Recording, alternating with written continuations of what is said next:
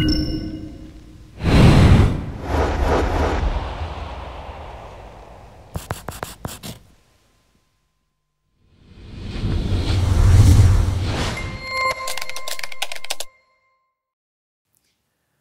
again, everybody. Today we're going to be talking about prepositions. But you may ask me, what is a preposition? And speaking simply, prepositions are these tiny little words which cause a lot of trouble for many English students because they're words which define relationships between other words within a sentence. But I'll try to shed some light on them for you today. So let's all look at the whiteboard together. Now, you should have already seen most of this vocabulary while you were watching the video on vocabulary for today's lesson. And all of the words that you see in bold are prepositions. Now, let's talk about a few of these prepositions in a little bit more detail. First, the preposition at. We use the preposition at to refer to a specific place or location or a specific time. For example, at the same time or at the grocery store. On the other hand, we use the preposition on when we're talking about vertical or horizontal surfaces to show that something is located on these surfaces. However, we use different prepositions when we're talking about location, direction, time, ways of travel, and etc. So let's study these prepositions in a little bit more detail by looking at some examples. If we're talking about time, we mostly use the prepositions in, on, and at in the following combinations. I was born in January. Here we're using in with a month. Or, I was born in winter. Here, I'm using in with a season or another period of time. Another example, I was born in 2000. Here, I'm using in combination with a year. But I can also say, I was born in the morning. Here, I'm using in with a part of the day.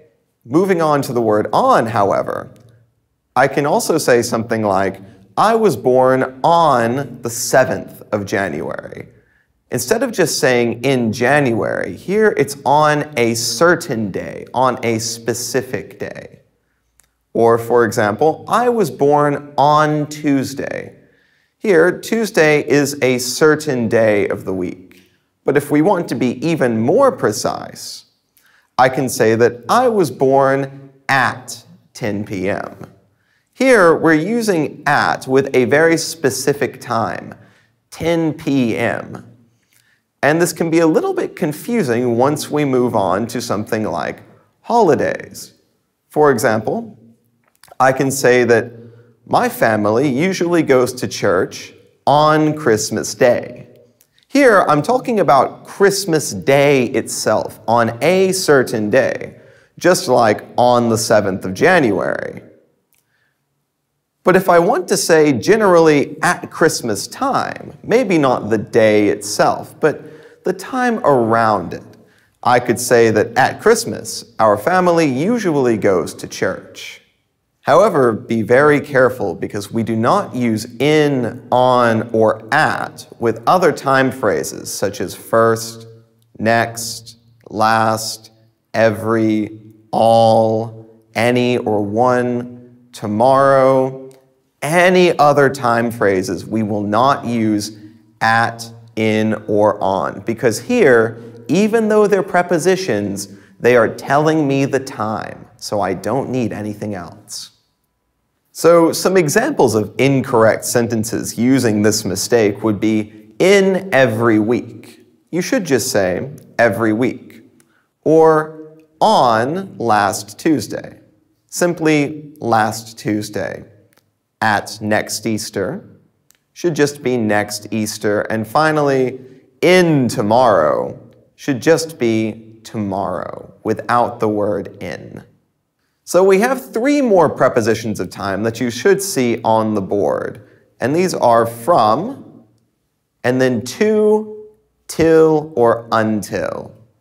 And let's study these in the following sentences. Edu studied in London from 2000 to 2004. Or I could also say, Edu studied in London from 2000 till or until 2004.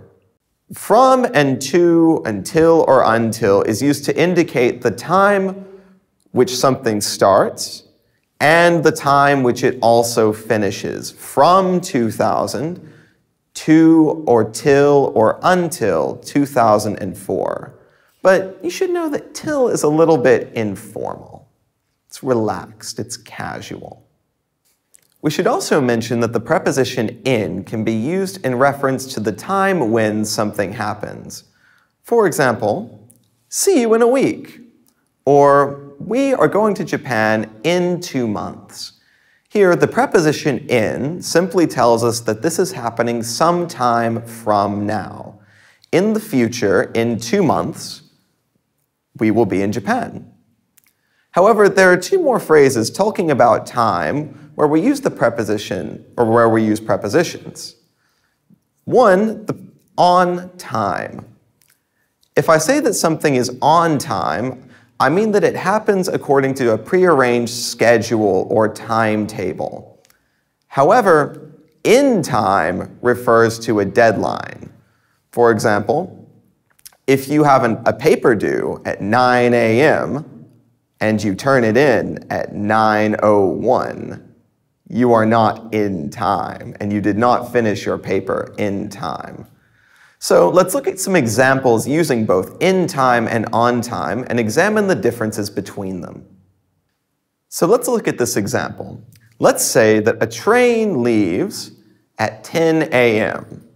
Actually, it leaves at 10:10 a.m.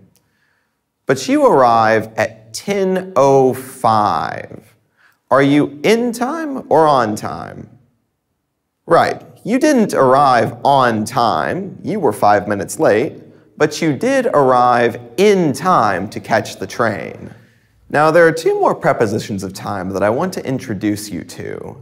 The prepositions since and for. And let's look at these in the following examples. They've lived in Kyiv for 10 years, or 2 weeks, or 3 days. Or, the other example, they've lived in Kyiv since last year. Here, the preposition for is being used to explain a duration of time. It tells me how long the time happened, how long that they have lived for 4 years. However, since tells me the starting point of this action. They have lived here since last year, and from this point, they have lived in Kyiv. And I think that's all now for prepositions of time, so let's move on to prepositions of place. So let's look at the picture together. You should see a cute little badger dog right now, and let's talk about him. I can say that the badger dog is at the entrance, at a specific place. Or I can say that the badger dog is on the table.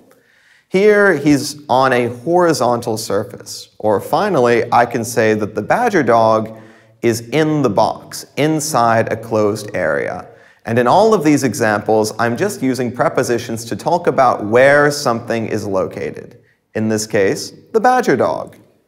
So you should see the next group of prepositions on your screen right now. And let's look at a few more pictures. In this next picture, where's the badger dog? Right. The badger dog is running in front of its master. But what about its master? Correct. The master is running behind the badger dog. What about in this next picture? Where's the dog now? Good. The dog is above the table. And in the next picture? Right. It's the opposite. The dog is now under the table. And what about in this next picture? What about the cat? Good. The cat is between the dogs. So now let's look at the next picture. You should see 2 buildings on your screen.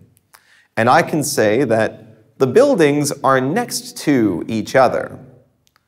But if I want to talk about a kindergarten, I could say that the kindergarten is near or close to the houses.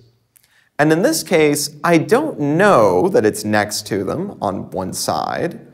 It could be right there, right next to them, or it could be a few minutes away. And in here, next to means they are right next to each other. They touch. They are adjacent. However, near and close to don't mean this. They mean that by location, it would not take very long to get from one to the other. But it could be touching, or it could also be several minutes walking. So now let's have a little practice. You should see a map on your screen, and you'll hear the info about the location of the place you're about to need to find on the map. Are you ready? You're in London, everybody! And you would like to visit the London Sea Life Aquarium. So you take a map and you wonder, well, where is it? Right, it's at 1 Belvedere Road in a large building called the County Hall. This is next to the Royal Festival Hall, but rather far from the British Museum. The London Sea Life Aquarium is on the corner of Westminster Boulevard. There's Lambeth Palace near it. So today, we have revised prepositions of time and of place, and you can see all of these in Table 1. So I hope today you'll be able to review the grammar without any difficulties, and I hope you understood the grammar without too much difficulty. We'll see you next time.